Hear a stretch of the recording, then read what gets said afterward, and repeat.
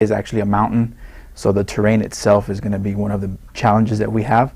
So, the areas that we have access to sometimes are not easily as accessible because of the way that the roadways are, and it's a little bit of a challenge.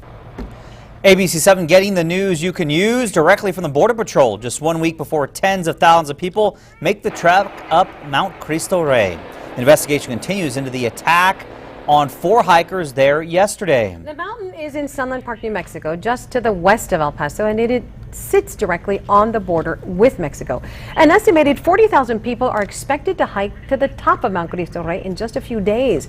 That's where a 29-foot tall limestone statue of Christ looks down on the borderland. It's a little more than a 4-mile hike up and down, meaning hikers are often very tired and vulnerable.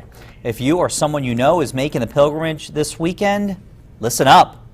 ABC7 has new information from the U.S. Border Patrol on hiker safety. ABC7's Stephen Decatur is live in our Studio B.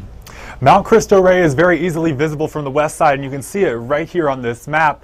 Now, the border is very close, obviously, to that mountain, and you can see there it is, this black line here right behind the tip of the mountain with Mexico there in the background, and that has long caused problems for those hiking the mountain. And travel in groups. That's long been the advice of the Border Patrol for hikers on Cristo Rey. But this weekend, a group of 4 was robbed and assaulted. The report was that there was more than one assailant, so that also plays a factor into it. Part of the problem is that the parking lot is almost always empty. Hardly anybody ever hikes this. But another big issue is that the fact that this mountain is so isolated. The city is so far away. So if you are in trouble, well, help's not anywhere nearby. So the terrain itself is going to be one of the challenges that we have. But the terrain also helps because it acts as a natural barrier. And due to the curvature of the mountain and the way that the actual lay of the mountain itself, it's difficult for any fencing to be put there. And Cristo Rey has a long history of crime. I don't take anything of value. I do not take a cell phone. I have nothing on. If there was somebody to ambush or jump me, there'd be nothing to get. Lovell is an avid hiker who also happens to be the ABC7 general manager. He asked congressional leaders to make the mountain safer.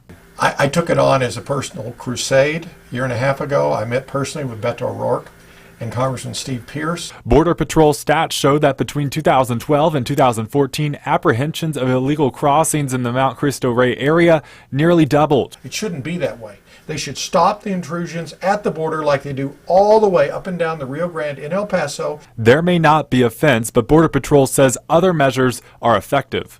We utilize agents on the ground. We have sensors in the area, and then we also have the helicopters that come in and they give us assistance as well at times.